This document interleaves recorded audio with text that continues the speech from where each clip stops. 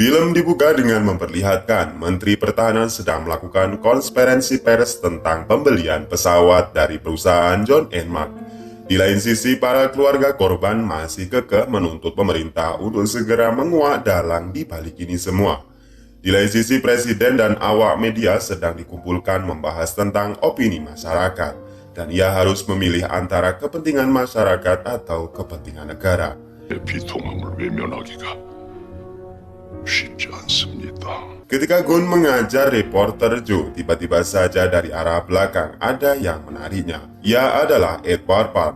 Di sini Gun meminta tolong untuk menyelidiki reporter Joe yang terkait kasus jatuhnya pesawat. Kemudian di rumah, Gun dan Kwang terlihat minum bersama setelah seharian capek demo dan orasi menuntut keadilan. 미소리만 억울해서 죽었는데 Di kantor Bin, Go-hye dan temannya sedang lembur untuk mengawasi jika saja co-pilot Kim Woo-gi mengaktifkan handphonenya untuk mengetahui secara cepat lokasi mereka berada. Go-hye nampak bingung dengan sikap Gun yang akhir-akhir ini agak aneh dengannya. Bahkan saat pagi hari ia mendatangi Gun di sana nampak cuek dan tidak menanggapinya. 눈곱은 좀 떼고 먹지. Oh Sang-mi diculik dan sekarang berada di tengah hutan.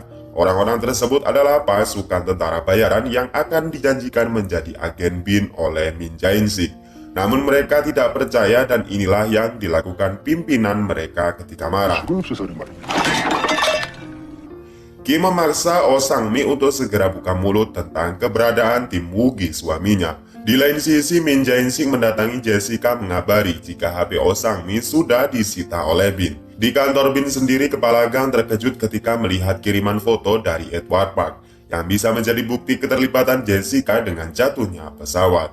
Di siang itu, Go-hye mengantar kepala Gi Tae-woong ke gedung yang akan dijadikan markas Bin rahasia untuk menghindari pengkhianatan orang dalam.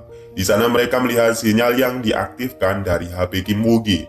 Ternyata sinyal tersebut terarah di perkampungan kumuh negara Maroko. 모로코 탕헤르 지역 북서부에 위치한 Awalnya Gi Tae-woong menolak jika Go-hye ikut dalam misi, namun karena kepala gang menyuruhnya, maka ia tidak punya pilihan lain. Go-hye menelpon Gun untuk membantu misi tersebut, namun ternyata HP-nya tidak aktif dan ia sedang berlatih tinju di sasana milik Kwang. Go-hye kemudian mengatakan jika mereka sudah mengetahui keberadaan Kim Woo-gi, namun Gun yang masih cemburu malah membantingnya di sana. Saat tim Bin sedang berada di pesawat menuju ke Maroko, Go-hye dikejutkan dengan Gun yang sudah berada di dalam pesawat, dan Go-hye pun senang dengan hal tersebut. Anggota Bin langsung menuju ke markas polisi Maroko. Di sana nampak sekali jika polisi tersebut sudah disogok oleh Jessica Lee, dan malah mengancam untuk membubarkan Bin dalam beroperasi karena alasan meresahkan masyarakat. No cooperation with them.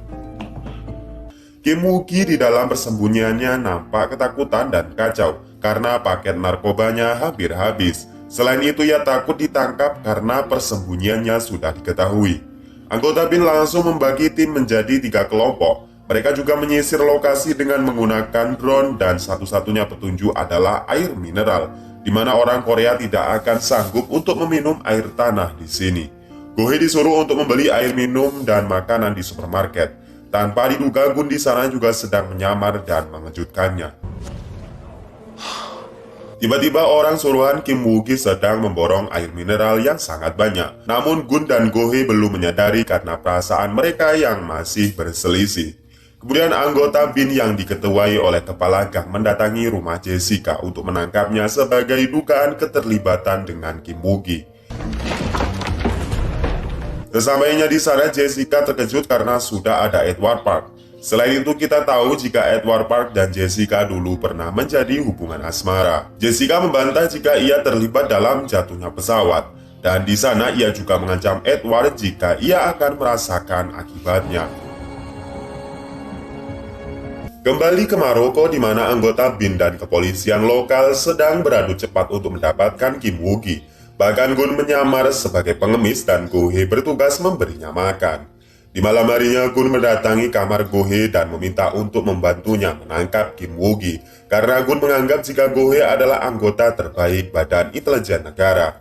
Keesokan harinya Gohe mencoba memberikan masukan kepada tim, namun kepala Gi malah mencampakkannya. Di lain sisi, Gohe membantu Gun dengan menggunakan kamera inframerah. Namun karena timnya memanggil, terpaksa Gun naik ke lantai atas dan mencari seorang diri. 있다고 소집하라네. 갔다 올 동안 좀만 쉬고 있어. Di kantor polisi, orang suruhan Kim Woo-gi ditahan dan diinterogasi di sana. Sedangkan di kantor Bin, mereka melihat orang mencurigakan yang sedang berlari di atas gedung dengan cepat. Usut punya usut, orang tersebut adalah Gun, dan sekarang ia terpojok dengan drone yang sudah di depannya.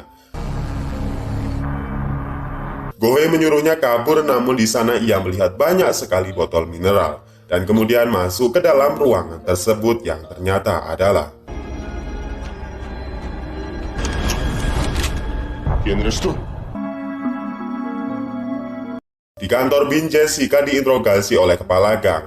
Di sana ia tetap mengatakan jika tidak kenal dengan namanya Kim Woo-gi. Namun kepala gang memiliki banyak bukti kedekatan Jessica dengan Kim Woo-gi. Anehnya Direktur An malah memanggil kepala gang dan menyuruhnya untuk membebaskan Jessica. Itu adalah perintah dari kantor kepresidenan, dan kita semakin curiga jika otak semua ini adalah presiden itu sendiri. Kemudian di gedung tempat Kim Woo-gi bersembunyi, sudah banyak sekali polisi dan segera menuju ke atas lantai. Selain itu, Gun yang ditodong oleh Kim Woo-gi pun melakukan aksinya.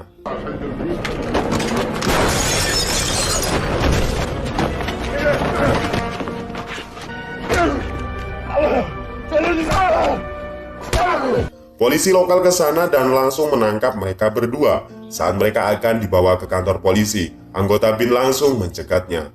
Namun polisi yang sudah disuap oleh Jessica tidak mau memberikan Kim Woo-gi kepada anggota Bin. Gohe diperintahkan menuju ke kantor polisi karena Gun dan Kim Woo-gi ditahan di sana. Mendengar hal itu, Gohe nampak senang karena sang dewa perang berhasil melaksanakan tugasnya. Saat sampai di sana, terlihat jika Kim Woo-gi dan Gun beda sel. Dan kocaknya lagi, Gohe mengajak To sebagai tanda keberhasilan telah menangkap Kim Woo-gi. 또 만다. Di ruangan interogasi, Jessica meminta dibebaskan karena waktu 40 jam ditahan tanpa bukti sudah berakhir. Gi Tae-woong melaporkan jika Kim Woo-gi sudah ditangkap bukan oleh timnya, melainkan oleh Gohe dan Gun. Kepala gang menganggap itu tidak bermasalah, dan di sini nampak ketidaksenangan Kim Woo-gi atas keterlibatan Gun. Dan di lain sisi, Jessica yang hampir dilepaskan kembali ditahan karena berita jika Kim Woo-gi berhasil ditangkap. Pihak Jessica yang sekarang dipegang oleh asistennya yang bernama Kim diberi kabar jika Kim Woo-gi sudah ditangkap dan mengirim anak buahnya ke Maroko. Direktur An yang akan melaporkan hasil investigasi kepada sang presiden ditahan oleh sekretaris senior. Di sana ia mengatakan jika penangkapan Kim Woo-gi bukanlah hal yang baik untuk presiden. Di sana sekretaris senior menyuruh Direktur An untuk mengganti ketua gang sebagai ketua investigasi. Dan fakta yang mengejutkan adalah Min Jae-sik sedang berada di sana, dan mereka berdualah otak di balik rencana ini.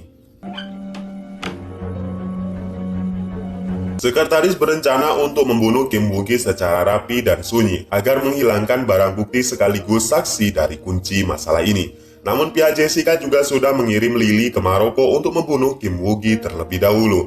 Dan nampak di sana saat Lily bertemu ketua polisi, Kim Do-soo juga telah bekerja sama dengan Lily. Dan cerita sebenarnya dari pesawat tersebut jatuh adalah Rayman dan Kim Woo-gi melompat menggunakan parasut sebelum pesawat benar-benar jatuh. Gi Tae-woong kemudian menanyakan siapa yang telah memerintahkannya, namun ia malah mengada-ngada dengan mengatakan jika yang menyuruhnya adalah Chal Dal-gun. Ia emosi dan mengancam sampai ia mengatakan jika yang bekerja dengannya adalah Rayman. Kim yang dari tadi mendapat tekanan nampak kejang-kejang karena tidak mengkonsumsi morfin lagi. Di sana kepala Gi Tae-woong berniat untuk menyuntikkan morfin ke lengannya agar ia tidak mati. Namun Gun mencegahnya dan mengancam Kim sampai ia membuka mulut tentang orang yang telah membayarnya. Dan kita dikejutkan dengan kebenaran jika Mike telah orang yang telah membayar Kim Woo-gi. Dan kisah dulunya terungkap jika Michael dulu bertemu dengan Jerome dan membayar Kim Woo-gi senilai 5 juta dolar untuk rencana tersebut. Kim Woo-gi dibawa anggota BIN ke Seoul sedangkan Gun dan Go-hye harus naik taksi sendiri. Dalam perjalanan mereka diarahkan ke jalan lain dan Gun terpisah dengan mereka. Usut punya usut hal itu memang sudah direncanakan oleh tim Jessica dan pembunuh bayarannya. Di gang yang sempit, Lilin sudah bersiap untuk membunuh Kim Woo-gi yang sedang dibawa oleh anggota BIN. Dan kemudian inilah aksi keren mereka.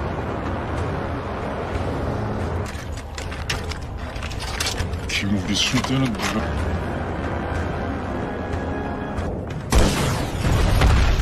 Dari arah lain, Gun dan Go-hye mendengar ledakan hebat dan mereka pun langsung menuju ke sana.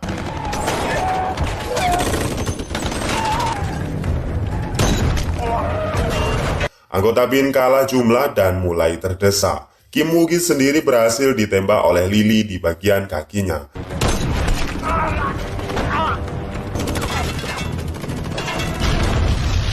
Namun kemudian Gun dan Go-hye datang menggunakan mobil taksi dan menjemput mereka.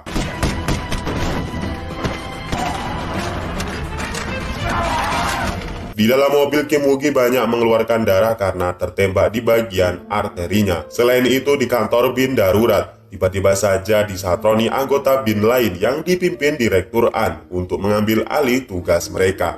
Tim Gun berhasil menyelamatkan Kim Woo-gi dan membawanya ke kantor kedutaan untuk dioperasi. Karena jika mereka ke rumah sakit, sudah dapat dipastikan Lily dan yang lain akan membunuh Kim Woo-gi yang sekarang sedang mengawasi mereka dari luar. Kepala Gi Tae-woong kemudian melakukan panggilan video kepada dokter untuk memandu jalannya operasi yang akan mereka lakukan. Dan untungnya Kim Woo-gi dapat diselamatkan oleh mereka. Sang presiden sedang mempersiapkan pidatonya dalam maksud meminta anggaran kepada anggota dewan untuk pembelian pesawat ini. Sang Perdana Menteri kurang setuju dengan isi pidato yang ditulis oleh Sekretaris Presiden. Karena hal itu, Presiden meminta Perdana Menteri untuk menuliskan pidato untuk kali ini. 누구야? 추경 예산안 반대는 야당 놈들이잖아. 이 시정연설 문서. Kembali ke Gun dan tim dari BIN. Di sana mereka kebingungan karena Kim Woo-gi kejang-kejang dan harus secepatnya mendapatkan transfusi darah. Dan kemudian Gun yang memiliki golongan darah yaitu O dengan sukarela mendonorkan darahnya. Di luar gedung, Lily dan Kim Do-soo masih mengintai. Mereka akan menyerang Gun dan yang lainnya ketika sudah keluar dari gedung tersebut. Di dalam gedung, Go-hye meminta Gun melepaskan jarum donornya karena terlihat jika Gun sudah sangat lemas dan pucat. Namun Gun menolaknya karena baginya fakta kematian ponakannya lebih penting dibandingkan dengan nyawanya sendiri. Kepala Gi yang melihatnya memberikan Gun sepotong coklat untuk memulihkan tenaganya kembali.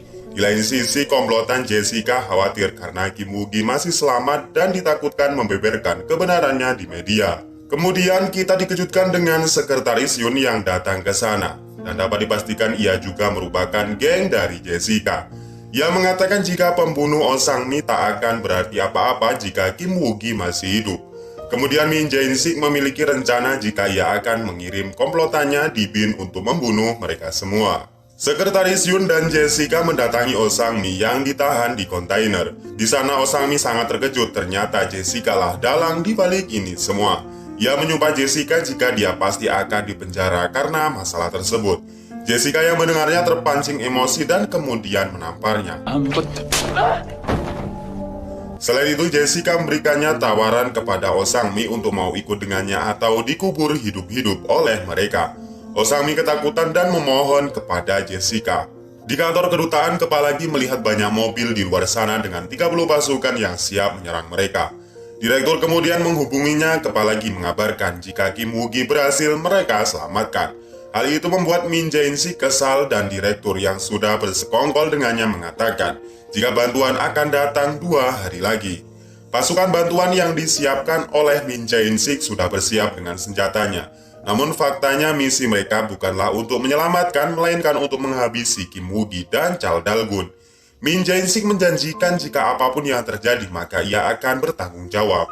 Dan misi ini disebut dengan Jalan Sutra. 왜 실크로드인지 알아? Di lain sisi, kepala gang ternyata sedang diborgol oleh anak buah Min Jae-sik dan sedang dihantar menuju ke toilet. Namun saat mereka lengah, ini yang dilakukan kepala gang. Kepala gang lalu mengambil HP mereka dan menelpon wartawan di kantor presiden. Ia menyuruh untuk mengabarkan jika Kim Woo-gi sudah ditemukan di Maroko dan pengkhianatan sebagian anggota dari BIN. Min Jae-si kemudian datang dan mendobrak pintu WC. Namun untungnya ia tidak menemukan panggilan terakhir dari HP yang sudah digunakan kepala gang. Dan di sini Min Jae-sik yang kesal kemudian memukul kepala gang. Wartawan yang berada di kantor presiden hendak memberikan kabar tersebut. Namun sebelum masuk ia dicegat oleh sekretaris Yoon. Namun sang wartawan tidak mau memberikan memo tersebut dan kemudian kita dikejutkan dengan Perdana Menteri yang mengambil memo itu selalu menyobeknya. Di sini kita melihat jika Perdana Menteri juga bukan dalam barisan orang-orang baik. Di ruangan interogasi kepala gang sudah tahu jika sekretaris Yoon merupakan komplotannya. Min Jae-sik lalu mengatakan jika ia sudah tak khawatir lagi karena ia sudah mengirimkan pasukan untuk membunuh mereka semua. Hwa-suk dipaksa untuk tanda tangan sebagai bagian dari tim Min Jae-sik. Ia pun menuruti hal itu demi keselamatan kepala Gi dan Go-hye. Kemudian kejadian flashback di mana Gun yang melihat ponakannya yang sekolah dan dipanggil ke depan kelas. Di sana Hun mengatakan jika ia ingin seperti pamannya yang rela merawatnya yang ibu kandungnya sendiri tega membuangnya. Namun sehabis keluar kelas, Hun nampak cuek seperti biasanya. Kembali ke kantor kedutaan, nampaknya tim Gun sangat optimis jika tim bantuan akan datang 2 hari kemudian. Namun siapa sangka jika tim tersebut adalah tim pembunuh yang sudah diperintahkan oleh Min Jae-sik. Edward Park dan anggota korban jatuhnya pesawat sedang berunding masalah dan kompensasi yang akan segera diberikan. Namun mereka semua terkejut karena berita menayangkan Oh Sang-mi yang mengatakan jika Kim Woo-gi suaminya atau kopilot pesawat yang jatuh masih hidup. Dan ia memang terlibat dalam jatuhnya pesawat tersebut. Rupanya hal itu sama persis dengan apa yang sudah mereka sepakati dengan Jessica. Ia juga mengatakan jika suaminya dibayar 5 juta won bukan dari perusahaan John & Mark, melainkan dari Dynamic System. Edward yang mendengarnya terkejut dan menemui Jessica. Ia mengatakan jika tindakan tersebut adalah hal bodoh dan menentang perang mati-matian. 남은 패가 있어요? 지금 이거 전면전을 하자는 건데.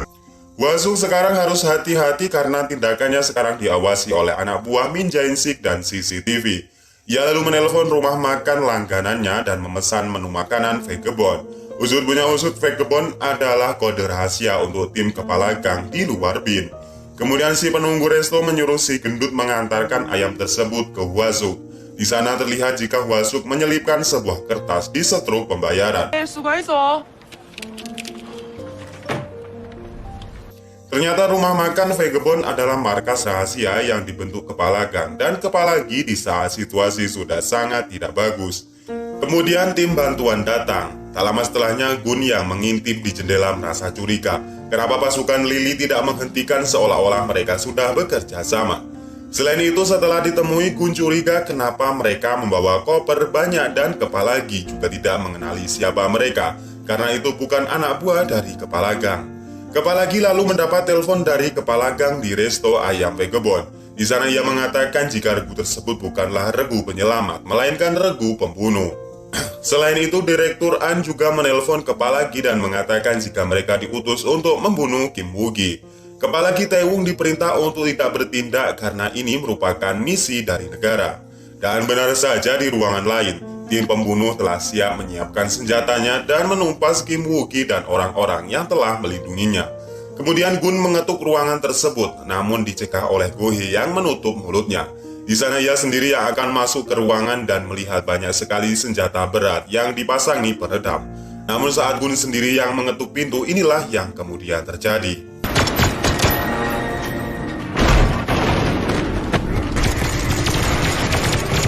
Dalam kejadian itu, Gun berhasil melumpuhkan pimpinan tim pembunuh dan dijadikan sebagai sandera. Di lain sisi, kepala Gi dan anak buahnya hanya mengawasi kejadian tersebut di balik CCTV.